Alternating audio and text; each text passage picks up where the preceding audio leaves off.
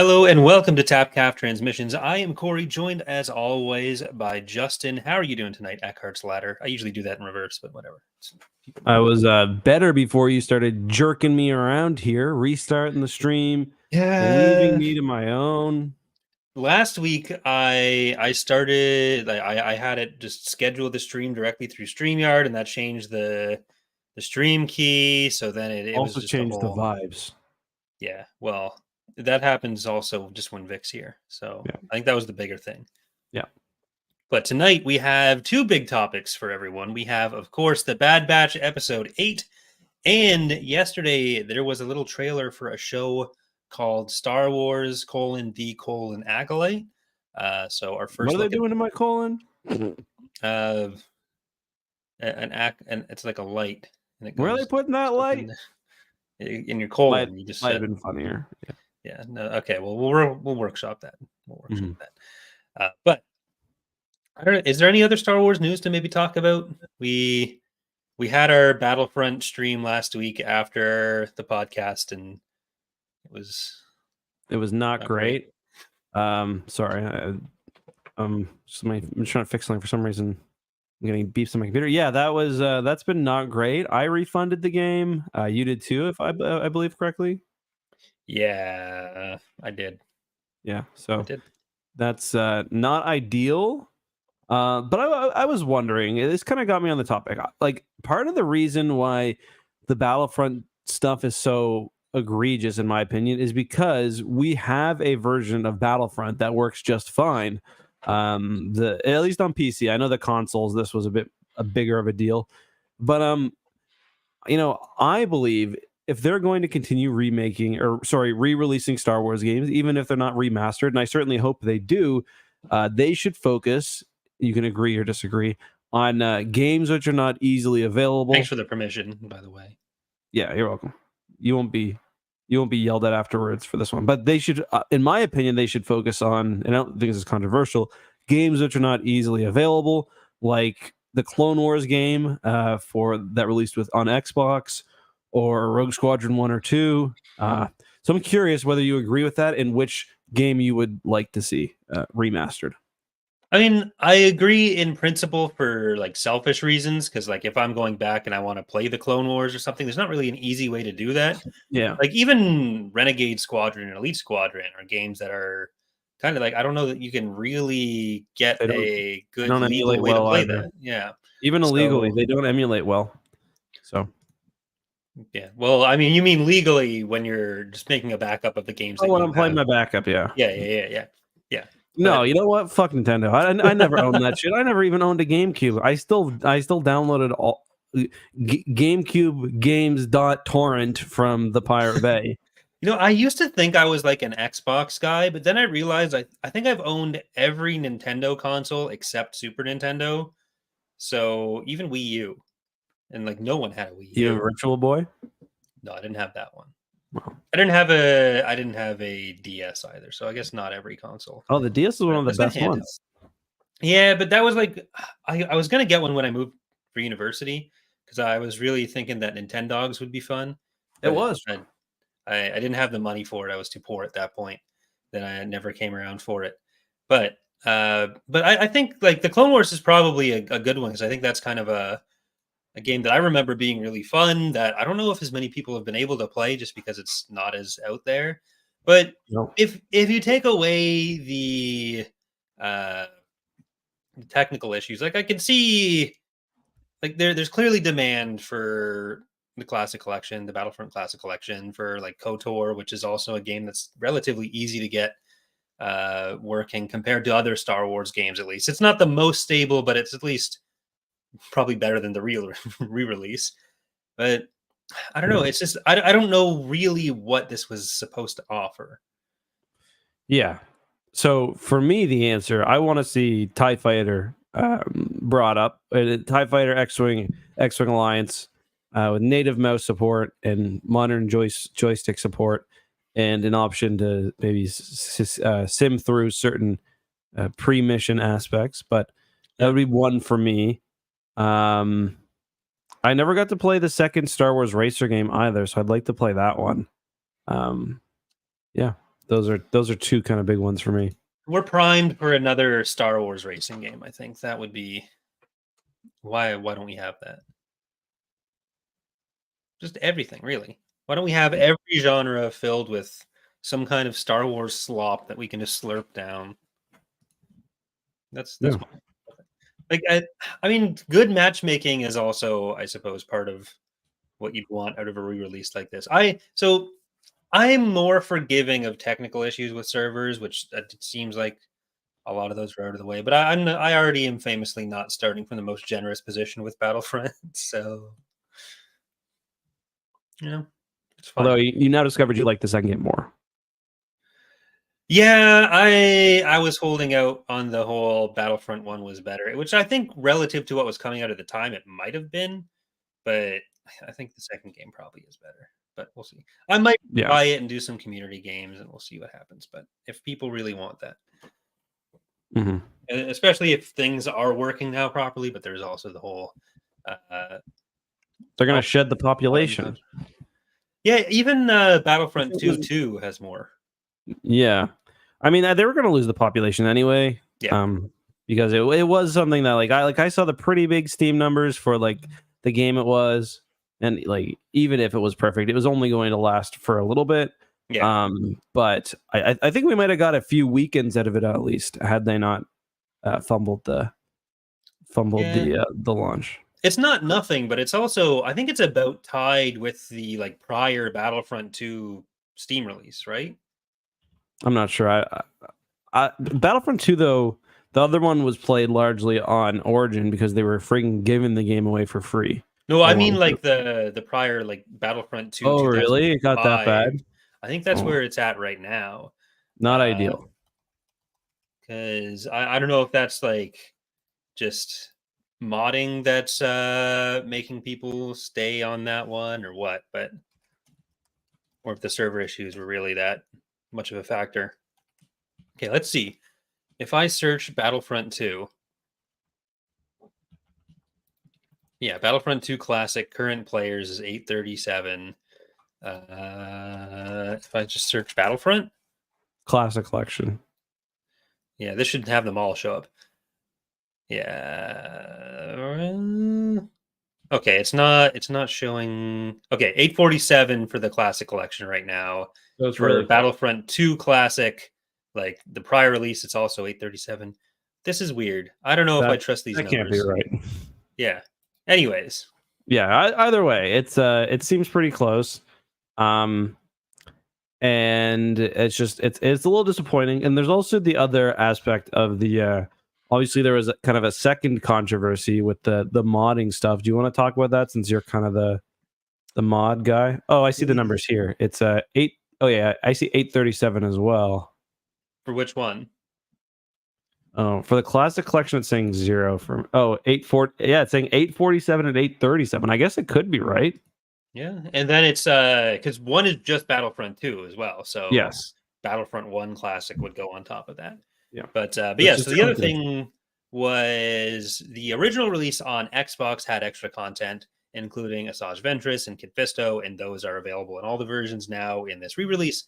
But it turned out that those were being made with assets, like modded assets, where people had done mods porting them into the other versions of the game.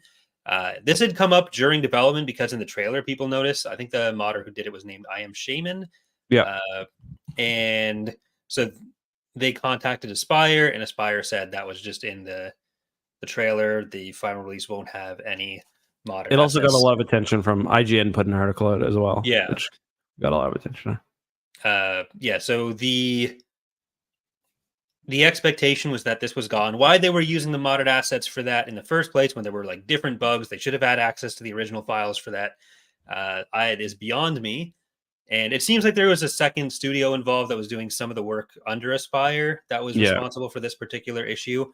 But at the same time, like, it's very weird. But then release comes out and it's still in some of them. And yeah. Yeah. So I talked to I Am Shaman about this, and they said a few things. For one, there was it was kind of a mix in how it was discovered. For one, there were like certain visual tells that it wasn't the initial release, it was the actual Xbox version, which has now the games have been patched, by the way, so it is fixed in a way. But they also did decompile the Switch game, and they found like their actual assets in there. But yeah, another thing I learned is that it seems like Aspire did very, very little work on the actual port, and it seems like, I'm trying to find the name of the company. It seems like it was Dragons or something. Dragon's Lake, yeah. It seems like it was mostly Dragon's Lake, which did pretty much everything, I guess. Yeah, so like maybe they were all just too busy making KOTOR, but like there was a lot about this where technically when you do release mods for these LucasArts games, there's an EULA in there, and it says like you don't need permission to release your mods, but you have to be within their copyright rules. And technically, if they wanted to, they can come and use all of your shit if they chose to. So that's never really been tested in court. How well that would hold up is questionable, but it is a thing you agree to. So no one's saying that Aspire, like regardless of what the legal reality of that would be, modders are generally very okay with that if they're approached and then it's not lied about. The problem here was Aspire saying that wasn't what was happening, saying it wasn't going to happen, and then doing it anyways. And like it's like we with Empire War Expanded and with Ascendancy have worked with Petroglyph, the developers of Empire at War, with Stardock, the developers of Sins, and they're very, very communicative with modders. So we've been involved in making like patches and testing patches. They've asked us for our feedback and stuff. And there are legal limits on how much they can say we're involved, how much they're able to take from us, how much they're able to like loop us into things. But like the very basic reality is that there's nothing stopping them from being honest about this. And that's where it's disappointing. Yeah. So Shaman said something that I think you will probably agree with. They said, for one, they said the modding community as a whole for Battlefront 2, and you gotta remember, these are 20-year-old games. These have been out for a long time. The communities are very, very well established, and anybody who's really still involved at this point is probably, a pretty serious community member.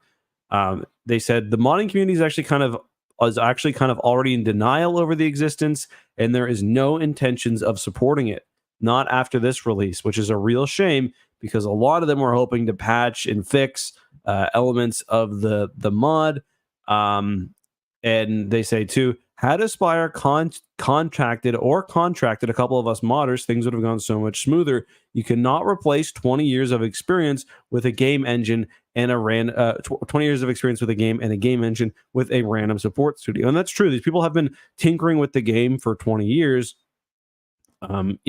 I'm sure if there was ever going to be, Empire War 2, and maybe it would be smart to talk to the Empire War modders, or if they were ever going to do like an Empire War re-release, or which I highly doubt, they might want to talk to the modders and be like, hey, what's the main issue that you guys are running into on a routine basis, given that you've worked with the game for 18 years or whatever. Yeah, I feel like it's useful information to be able to loop them in. I don't know that I'd go as far as him in saying like they should be necessarily directly involved or contracted in, because like there's a lot of extra layers to that are just not worth really getting into. But yeah, it's really like they could have been free to use this stuff if that is the direction they wanted to go, and clearly that is the direction they chose to go. At least one of the studios, and so at that point, then just be honest about it. But if they've addressed it now, then great. But it's still what's insane though is the mod only, like, just to reiterate what Corey said at the beginning, all the mod really does is bring to Steam something that was already on Xbox. And the way that I understand it is that initially they basically were trying to emulate the Xbox experience as close as possible on PC. They did this by what you see in like a lot of modding for games like Battlefront, where they'll take heroes and put different skins on them and mix up some of the move sets, so you kind of make like a Frankenstein character. And then I guess at some point, Pandemic actually gave the community the actual files for like the animations and stuff, like after the game was like after it was out and they were no longer working anymore, they gave the community the files. So later versions of the mod were actually like the PC version essentially had the Xbox content accurate to the Xbox content, but Aspire used an early version of the mod. Yeah. Which is why all these issues were like they could spot it right away. Which really makes me wonder where they're getting some of the source assets for creating Yeah, some that's of what I was this. thinking too. But yeah, so I mean, we've been on this for a while. We talked about it a while last week, so should probably just move on to. Do you want to do Acolyte or Bad Batch first? Let's do Acolyte first. Right. Well, I mean, Acolyte. The trailer came out. We had a good chunk of footage that we'd technically seen before from Celebration, but also some new stuff.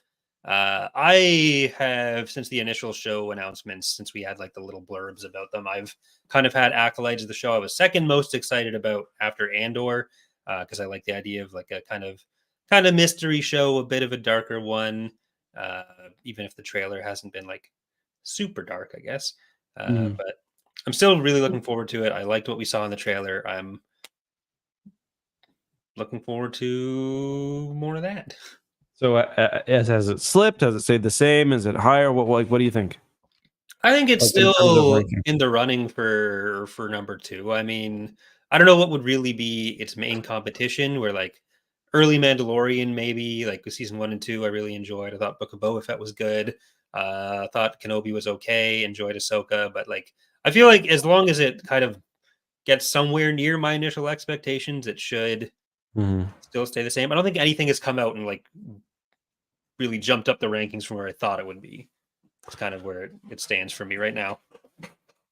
I gotta say, I'm already exhausted by the show. Not in no way that's the show's fault. Like, I go onto the official trailer, it's got 140,000 likes, 190,000 dislikes. Like, come on, Yeah.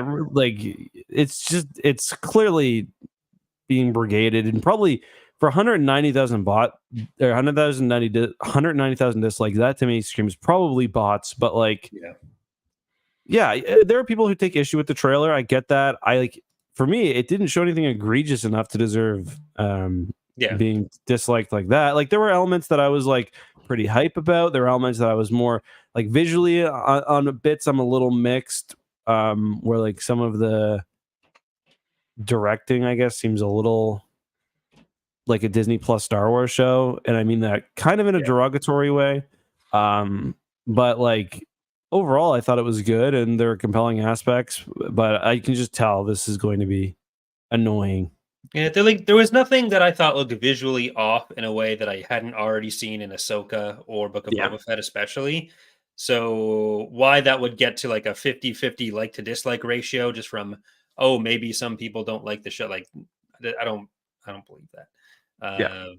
And again, when we haven't actually seen the show itself yet, like there's the discourse around the show for the last year has been exhausting, and it's only getting worse. And then seeing people who are supposed to know better about like basic Star Wars facts finding every possible reason to be upset with the story beforehand, like all this stuff with the Sith of like, oh well, if there's a red lightsaber, that somehow must mean and there's Sith, and now everyone has to die. Like, no, that's not what any of that means.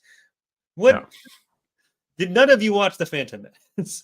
They were wrong about the Sith not being around. Literally, the last Star Wars show that came out and the last major video game had dark side characters using red lightsabers who were explicitly not Sith, and that's ignoring the fact that probably the most famous new Disney Star Wars character, Kylo Ren, uses a red lightsaber and is not a Sith. Yeah, the Clone Wars is full of characters using red lightsabers who aren't Sith. Everything has a bunch of lightsaber using people, especially now in new canon where like the Inquisitors, kind of the way that goes.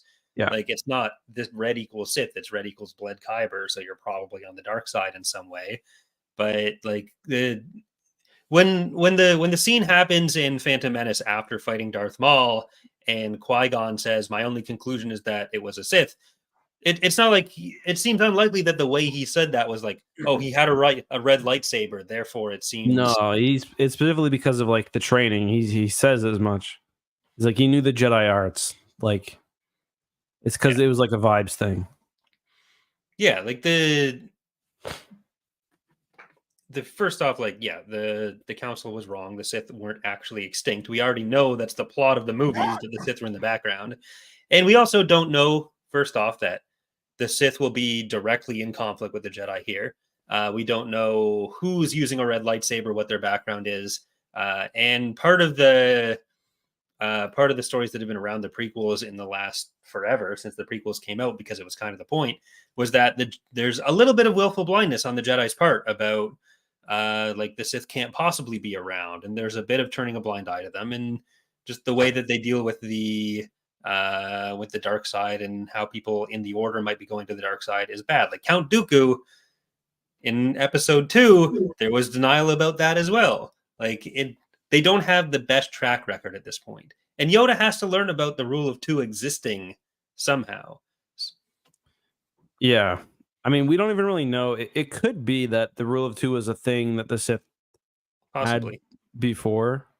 Like I tend to believe that, from my understanding, I could be wrong with this. I think kind of the general, maybe not like the specifics of like Rusan and whatnot, but it was my impression that like what we got in Darth Bane about like the rule of two was kind of George Lucas material, like where they disappeared and went into hiding that way. But I could be wrong about that.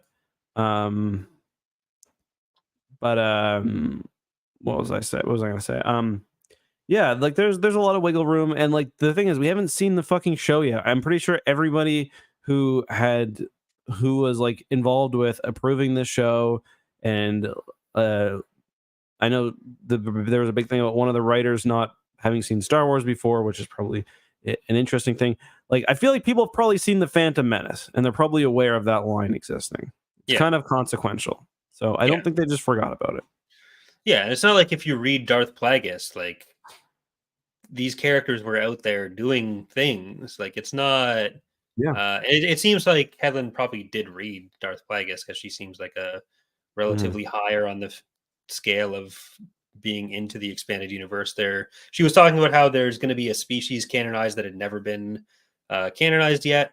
Interesting. A lot of people have kind of jumped to that being Bothans, but Bothans were already canon. They've just never been shown. Yeah, I mean, canonize their appearance, I guess, but yeah. But like, I don't know, like maybe they're doing that, but I'm obviously thinking Barabels, of course, because why not? Are Barabels not canon? I don't know if they ever. Yeah, isn't there a Barabel Jedi in the High Republic? Maybe. Are you thinking of Buckets of Blood? I thought they were Trandoshan or something. Oh, they're in canon. No, yeah, Barabels are in canon. There was yeah, there is one. You're right. It even has a name. It's like I can't remember the name, but can it be Squibs then? Squibs would be good. Trying to think, like, what would be so? I'm trying to like think back to like Sith species or Sith. Is it the Sith species? Does the Sith species exist in canon yet? I don't know. I don't think it would be that. That would be a little much for. Yeah, I don't know. I guess we'll see. Maybe it is, or maybe it is Bothans, and I'm just reading it wrong. But I mean, someone's got to bring in the Bothans. Someone has to do that. Yeah.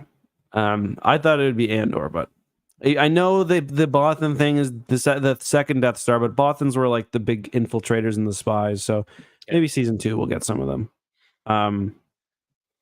What was I going to say?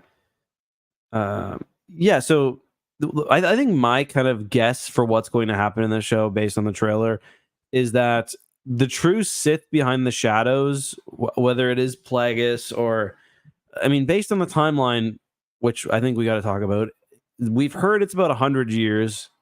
But Vernestra Rowe, that would put her at like 100 herself. Yeah, because she was born 230. So we don't really know how they age, how our species ages, because they all die or get imprisoned relatively young. But so she's either 100 or the timeline was fudged a little bit. Like it was just, I think it was just kind of in a like an offhand statement that it was about 100 years before the Phantom Menace. Could be 150, which I think would probably work for her age a little bit better. But whether we see, like, I assume we are going to see the Sith of the era, whether it's Plagueis or Plagueis's master, who in canon I don't think we know their name yet, or even a Sith before that. Who knows, really?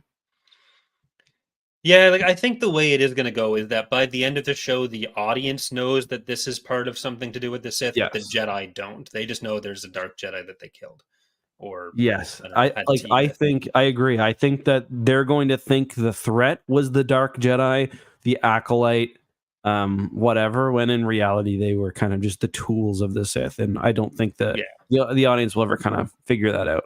Yeah, I agree. Yeah, so like I think that goes with the theme of like the whole mystery thing, and so and exploring like some of the Jedi's blindness to these issues. But yeah, anything else you want to say about the Acolyte trailer before we go on to the Bad Batch? I was somewhat surprised. I mean, I guess less so with the trailer, but more just in general, how much they are. Because I remember saying, and I was wrong on this, that it's going to be High Republic in name only, but they're clearly, buying into the aesthetics. They've got character crossovers. So I do think we are going to see, like, obviously, I like the way I think of the High Republic Jedi is somewhat naive, and in a good way and a negative way. Like, obviously, in this we're probably going to see them missing a major threat, and the Jedi have degraded a bit by the time of the Phantom Menace. But they're also like very hopeful. They get their ceremonial robes on whenever they can. So I do think we are going to see something happen that kind of shifts them towards where they end up, and eventually almost extinct. Yeah, like this is also a Jedi Order where like there's a lot of living members who have some memories of the Nameless and all the stuff that's going on there with the Nile. So they're I do think they're kind of in like you're saying, the naive side of them. They kind of the High Republic Jedi to me almost seem like the stereotypical paladin class in D&D, where you think they're kind of just I was thinking like youth camp pastor. okay. But yeah, I think stereotypical paladin kind of captures the same idea. Yeah. Yeah. Like, we know that Vernestra is going to be there. We see her twice in the trailer, opening the door and also staying at the back of the room with all the Padawans getting It taught. reminded me of like the George Bush 9/11 second tower thing, where like she's coming with like difficult news, and like she's got to tell him in front of the kids, and he can't react. Well, he's just asking the kids what they're seeing. One of them seeing fire. It's not. Yeah, like that kid's got no chill. That kid's out. You like get him in the agricultural corps. Yeah, that's how you end up with the whole acolyte situation. They're just kicking everyone out. That's a little bit A little bit on the different. dark side. Yeah. Maybe they'll learn by the end of it to accept all these kids and not be mean to Anakin. Maybe. Then they'll really retcon the Phantom Menace, where Yoda just walks up and gives Anakin a hug in the post-credit scene in the last Acolyte episode. Yeah, Yoda, Anakin's being bullied by like the kids on Tatooine, and one of the young Jedi walks up and goes, "Hey, stop that! Stop that!" I hope that Yariel Poof has a starring role in this. That's my main hope for this. Oppo Ancestors and Yariel Poof buddy cop show is what should happen there. Yeah, Yoda's just still missing on submission. It does seem like this is going to be the next multi-season show for the franchise, because a lot of them have been the like one-off things. We've got Ahsoka that's getting another season now, and we have the Acolyte getting another season. Well, Andor's going to be done after this. Oh yeah. Yeah. So we've remember Andor was supposed to be like 6 seasons or something crazy at one like point. 3 episodes each, though. Oh, was that what it was? Okay. I think it was much shorter seasons, and then that turned into like, let's just do the 2 with more. Yeah, I think. Okay. Well, I would season 2 has a lot of time jumps, right? So I think that had something to do with it. Yeah. Okay. Because we've talked about how a lot of the shows that have been announced are already out, or they're going to be out soon. So at least that means like we know Ahsoka is going to be probably next year, year after, and Acolyte as well will be coming down there. Because what else is left live action show wise after this year? Just those 2 that I can Skeleton think of. Crew. Well, Skeleton Crew and Acolyte are coming out this year. Oh, you mean it? Yeah. Then is there a Mandalorian season between the movie and now, or is it we just don't really straight know. Like, we don't know for sure. There's supposed to be the supposed Lando show as well, which is a movie now? Yeah, so I think that might be it for shows. Yeah, they might just be going heavier into the animation as their kind of big show. I think that makes sense. I think for me, ideally, there would be an animated show going, like we've got with the Bad Batch, a live action show going, even if it's off season from the animated show, and then at least a movie on the horizon, plus games. Because I do think I don't think I'm gonna surprise anybody when I say, yeah, they went overboard with the amount of shows. More so with Marvel than with Star Wars, I would say, where it was like fucking Doctor Strange's like medical school buddies had like a show, or like, I mean, Agatha the Witch or whatever the fuck her name was, like give her a show. They've kind of always had more shows and movies with Marvel compared to Star Wars. Yeah, they have. Yeah, they have still like 2 or 3 movies a year, and now I'm behind on that. I actually don't know when the last Marvel movie was. I think that hasn't happened. Guardians of the Galaxy 3, maybe, or no, it was the Marvels, I think. Oh, right, that just came out too. That one didn't do very well. Yeah, that one, and there was Ant-Man. I liked the source material for all 3 of the characters that are kind of in the Marvels. So yeah, I still haven't seen Captain Marvel yet. I think that's Dana's favorite of the Marvel movies. Wow, woke. I liked what was Marvel? the little girl? Was that Miss Marvel? It was just Miss Marvel. Well, she's a teenager. Yeah, I liked that show up until a point. And then what was the other one? Who's the other person in it? Well, she's just the other friend in the Marvels. But I don't. She's also she's in like a lot of. She's kind of a side character in some of the other later phase stuff. Mm-hmm. But Rambo. I'll be curious to see whether Marvel can pull it, can turn it around. Yeah, I mean, I got Deadpool. I think is going to be a really big movie. That's like their next big one. And even that one, I don't know if that counts because they are kind of like piggybacking off of just Ryan Reynolds. And then the Captain America comes out. The new Captain America comes out next year, and to me, that will be a big one because it's like not only is Captain America supposed to be one of their big series, but it's also Captain America with what's his name, Anthony Mackie, rather. Yeah. So it's like you got to buy into the new Captain America.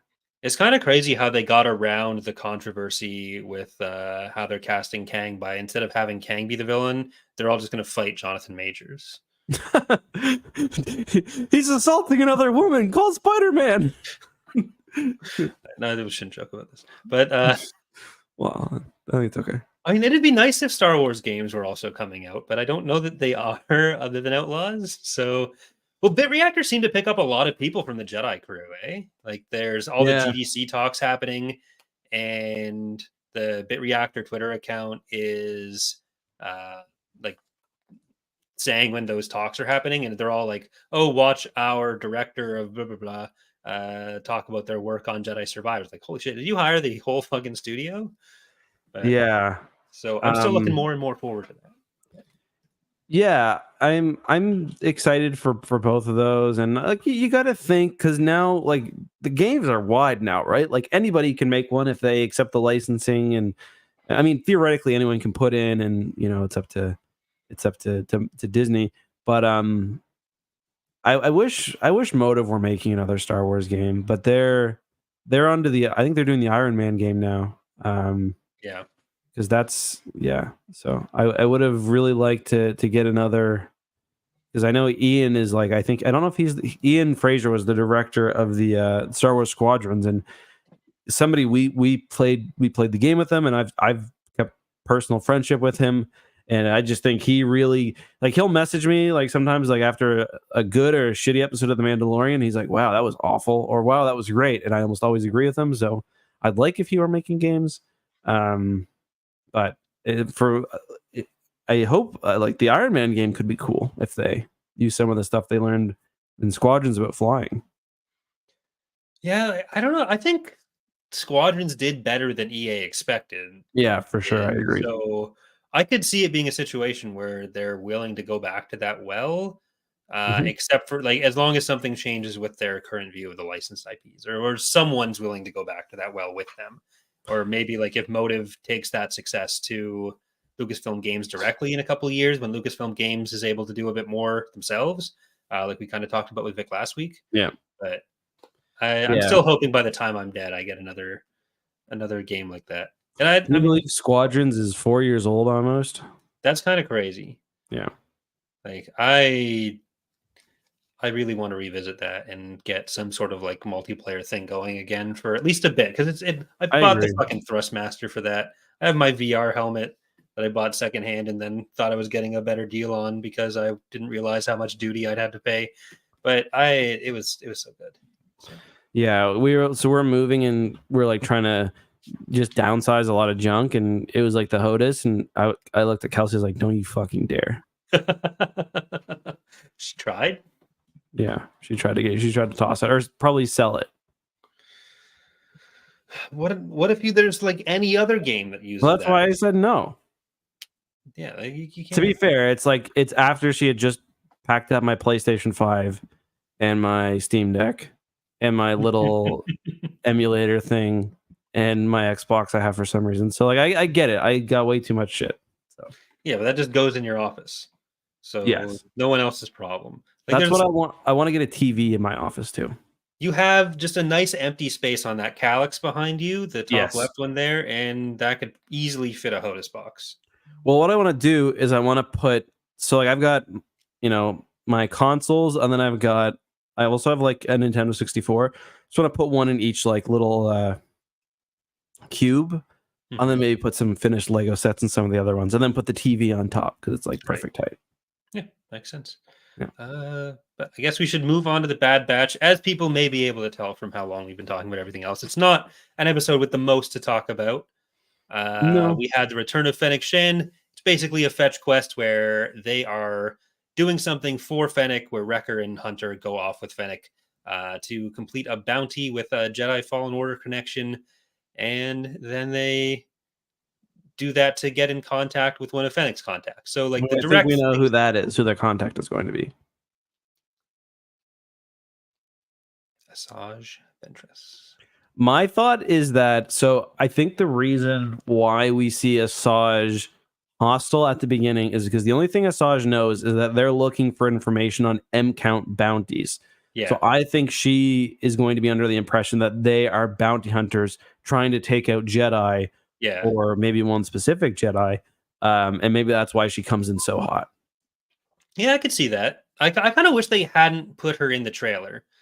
I feel like that could have made this episode like so I usually dislike the term filler applied to this stuff because like this does advance the plot, but I don't think this has the same character building that a lot of the other like side quest episodes do. Because like it doesn't really advance Fennec as a character. She's kind of playing her cards close to her chest. We already kind of had a lot of like it's not like Wrecker or Hunter get a lot of development on this journey. No, I completely. I'll be honest. I completely zoned out during the Louisiana section. Yeah, but I really enjoyed. Yeah, I really enjoyed the. I think there was maybe a bit more character development. Well, no, it's nothing really new, but we got more of Crosshair kind of opening up. And, the Crosshair and Omega stuff was great, but it's not new. Well, I think Crosshair made some big steps there. Like him meditating is a big deal. It's something that they're like holding hands too. I really like that, and I almost wish they were confident enough just to have that be the episode. I get why not, but. Yeah, it was even the actiony bits were a bit dark, so it was kind of I don't know if it's just my monitor settings that were making. No, I found it really dark as well. And I did enjoy the like connecting this to Jedi Fallen Order a little bit because he was working for the Haxian Brood, and you get the Ordo Era's name call out, but that's really just there for me. So it's not like that really adds all that much to the episode. No. Yeah, so fine, but not one of my favorites. Probably I don't even want to say it was my least favorite episode of the season, because I really did like the stuff between Crosshair and Omega. And like, I like that at first it looked like it was going to be Hunter doing the whole "you got to stay here for your own safety" thing, and he did to a degree, but he also gave her, purpose, a side quest of her own. Yeah. Like I think one of the things that makes it feel more disconnected is that they were doing the job entirely for Fennec. Where like it's just contact a bounty hunter to be able to contact another bounty hunter, and then we'll do this again next week. If they'd maybe gotten a little bit more information from her, and we don't even know like what that's going to look like, what they're actually getting out of it, whether it's going to be Ventress finding him for the reasons Fennec is saying, like she seems to be ratting him out a little bit, which is very rude of her. But did Fennec show up in anything else in the trailer, or was this all the Fennec shots we had? We got the cantina and we got the swamp. Yeah, I'm not sure actually. I'm not positive. I'd have to check again. I also thought one of the shots with Fennec, like on those, had the shot with like Crosshair's shoulder in it. Mm-hmm. Yeah, maybe. I'm not sure. She wasn't there. I might be conflating a few things though. Yeah. Did I open that up? I don't know. We didn't get much of a chance to talk about last week's in depth either. If there's anything else you want to maybe loop in from that discussion too, because like Crosshair's development is tied a lot to the to him being removed from that program. I honestly, I don't know. I think we got the vibes out. Is there anything specific you wanted to mention? I feel like I just want to highlight the fact that Cody is probably in the program. I don't know. Oh yeah. That is a good point worth talking about. I obviously think it's Cody too. I'm a little annoyed by it because like when I did a video talking about that, for some reason people thought I was saying that like the one that was hunting them in that episode had to be Cody, or like the outside shot of like maybe Tex in the program instead of Cody. I think one of them has to be in it, but I think it is Cody, that one specifically.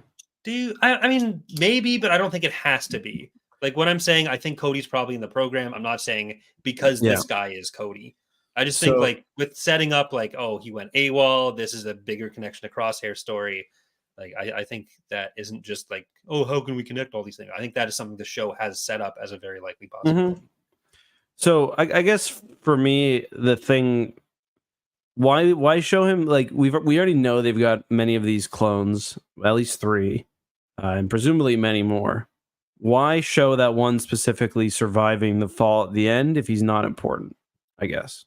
Well, I think he's still supposed to be set up as a kind of main antagonist clone for them to fight, because like you're not fighting Hemlock as your big bad for any action sequences in the season, but like Scorch also does exist to fill that role, unless Scorch is going to kind of turn tail on them as well. It's just I don't think the average fan cares very much about Scorch. I mean, I don't care very much about Scorch. Well, I don't think it's like care much about him because of like he is this pre-existing character. I just think like you need someone who's being set up as an antagonist for them to actually fight against and know he's kind of the important guy in a fight sequence, which I think Scorch being around enough has kind of been enough to set him up that way. And he looks cool. Yeah, it could be it doesn't have to be Scorch. It could just be a different. If that wasn't Scorch and it was just a different clone commando named fucking Tinny who'd been in the background of all the seasons so far, I'd say the same thing. It's not just because it's Scorch per se. Yeah, I got you. That makes more sense. Yeah. Okay, is this his shoulder there? Maybe I'm thinking the scene with like we're doing forensic science right now. Yeah. Okay. Yeah. It's the thing with Ventress. It's not in the swamp, so never mind. Okay. So we may be done with her. Yeah, that might be it for Fennec. But like she's got more cameos and more things than basically anyone at this point. So Yeah. Ming Na Wen is really representing that. Yeah, I think it's been good too. Watch, she'll find her way in Tales of the Jedi next. I wouldn't be surprised. I mean, she's got to be in the movie too, in the Mandalorian movie. So I feel like she's going to be in the franchise quite a bit, and I really enjoy her. So speaking of female actresses in Star Wars that I enjoy, I heard I don't want to say her name wrong. Diane Lee Inosanto. She was what's her name in The Mandalorian? In Ahsoka, why am I forgetting her name? Yeah, the witch. What's her name again, though? What was the witch's name? She was Morgan like Elsbeth. Title, right? Morgan Elsbeth. Right, yeah, Morgan Elsbeth. The Magistrate is what I was thinking of. Yeah. So she actually gave a pretty cool interview on CBC. Also, I don't know if you listen to CBC a lot, but I can't fucking stand Tom Power. Holy shit. I don't drive, so I don't. Right, okay, fair enough. But yeah, so she played Morgan Elsbeth. It was a really interesting interview. There were a few things that I took away. For one, her father was a famous stuntman, and her Dan Inosanto, and Bruce Lee was her godfather, which I thought was kind of interesting. She also did not start acting really until she was older. And she had more experience in martial arts, and that's partially why they got her for the role. And she kind of ended up explaining a lot about like it seemed pretty clear that she was going to be in both The Mandalorian when she was casted for, but also Ahsoka. And the way she described it is that the Mandalorian episode that she appeared in, which featured Ahsoka, that itself was the test for whether the Ahsoka series would get made. And I didn't know this, but George Lucas was actually on set that day, helping with, and she said he was actually helping with directing. Oh, that's cool. Which is not something that I had heard before. Like, and it's funny. She was like, the way she described it, he was like, "You see, Seven Samurai, do it more like that." So make your sword swing. Yeah, we need more lighting or less lighting. But Kurosawa, he makes mad films. Okay, I don't make films, but if I did, they'd have a samurai. I just make films for myself now. Yeah, there's no use saying in chat. There's also the Ventress actor saying that Ventress in Bad Batch is just a taste of what's to come. So that really just reinforces the idea that Marin isn't going to make the live action leap. Yeah, well, or that Ventress will be a big part of the next animated show, which maybe. I don't know. For me, the animated shows are just, besides for Resistance, just really consistently enjoyable. So I would like there to be at all times a 16 episode season of an animated show on the go. I know that the Bad Batch is only 12, I believe, right? Or is it? Bad Batch is 16, isn't it? I think it's 15 maybe this year. It's going until May, and it's still 15 sounds right. Yeah. So it's also nice to just have something to talk about. Like the Clone Wars, each season was like 22 to I think each season was 22 episodes besides for the final one.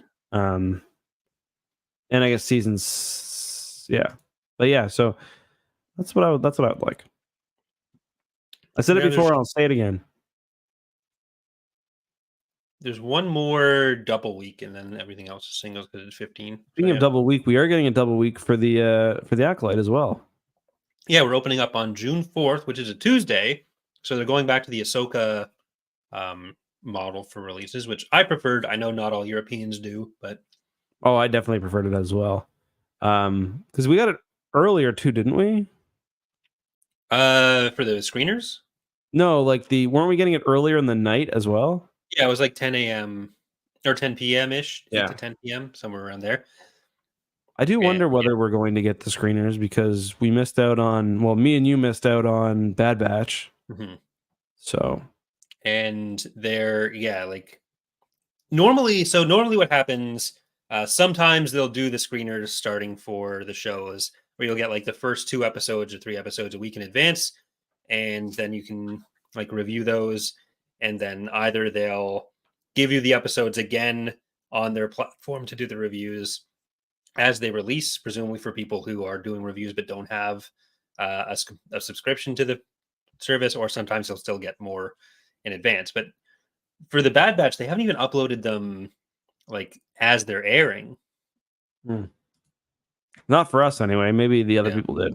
But I'm getting like I'm getting like all the Marvel shit and everything else still. Like I got X-Men, which I'm interested to watch. I was more of a fan of the Spider-Man show back in the day, but the X-Men one, my one of our local MLAs, Lenore Zan, she plays. Did she write the Star Wars books? No, shockingly. She played Rogue back in the day, in the 90s, and then she had a career where she was an MLA, then an MP, and now she's playing Rogue again, which is kind of funny. Like that would blow my mind more if I didn't already know that fucking Steven Crowder played the brain on Arthur. That kind of ruined all fucking trivia about voice actors. Don't worry, this lady was an NDP. Okay, that's good. I'm back on board. but yeah, so Shouter. I don't know what that means, but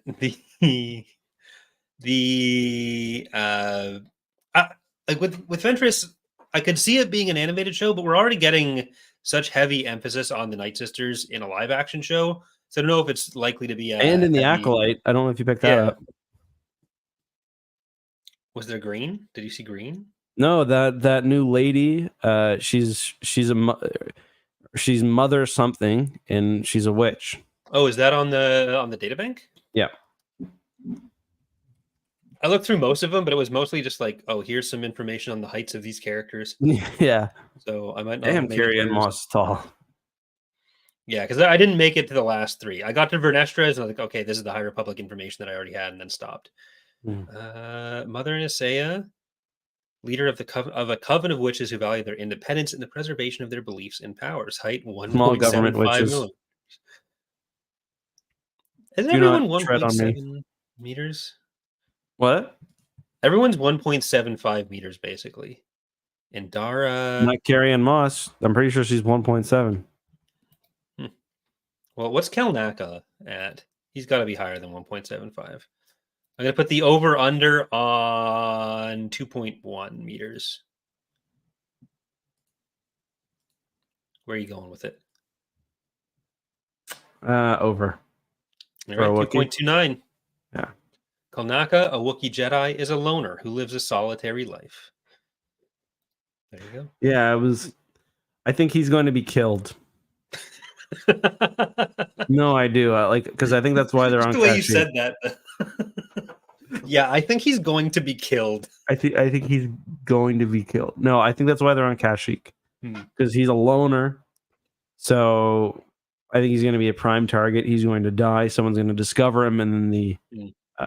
Want to know my out there prediction for the show? They are going to, as they're conducting the investigation, they're going to do street checks. No, I'm joking. There's going to be a constitutional crisis. No, they're going to be looking for Jedi with specific skills to track down the criminal. Obviously, we've got the martial artists. Like Carrie-Anne Moss is she's like a fighter. I think they're going to find somebody who is skilled in psychometry. Okay. That's my just out there prediction. I think that's not a bad prediction. Yeah.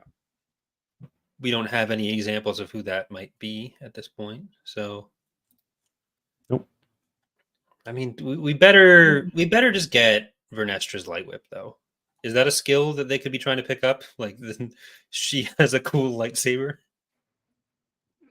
You think like if a Jedi gets freaky, they put the light whip on like stun mode and just like lightly. Do lightsabers have stun mode? Yeah, of course they do.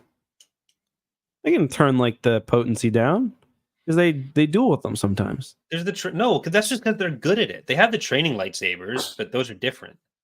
And then they have I don't the know. I real always had the lightsabers. impression you could turn the. You think fucking Tenel Ka got her arm cut off when there was a goddamn stun setting available? I'm pretty sure in that situation they specifically don't change it for training purposes. Okay. But maybe I'm wrong. I think you are. There's a scene in Rebels. Don't worry, Reddit answered this. There's a scene in Rebels where Kanan and Ezra are sparring, and the lightsabers are on a much lower setting. What is that? What does that mean? What's a lower setting, though? The trivia gallery says the opening sparring match is the first on-screen appearance of a lightsaber in training mode. It has a dimmer shine and produces a different sound upon contact. It stings, but does not cut or burn. I definitely remember this happening in EU books before. Okay, that's fine. I disavow, which is really what I'm getting to. You know what? I don't even know if I can continue on with this podcast with that information out there. I remember Luke putting his lightsaber on training mode and something. Then I just blocked it out because Tenel Ka lost her arm for nothing. Okay. No wonder Jason's a goddamn Sith. Like, this is unacceptable. Yeah, chat, come on. All right, anything else? I know someone knows it. No, that's it. All right. So next week we will still be good. The 27th? Yeah, should still be good for next week. All right. Because everyone's gone. So there's not going to be an X2 stream tomorrow night for those of you that normally watch those. Because everyone that's not me and Charlie will be in Halifax. And you're getting ready for moving. Yep. So we'll be trying to keep up with the Wednesday episodes until that is no longer possible, but we'll try to cover everything where we can. So we'll have 3 more weeks of fuckiness, and then we should be back to normal. All right. Well, thanks for listening, everyone. We'll be back here next week with some more Bad Batch discussions and anything else that comes up in the world of Star Wars. Bye-bye. Say it, but like 10% more creepy. Bye-bye. That was more like 15. Yeah, you overdid it. We'll work on that for next week. Bye-bye.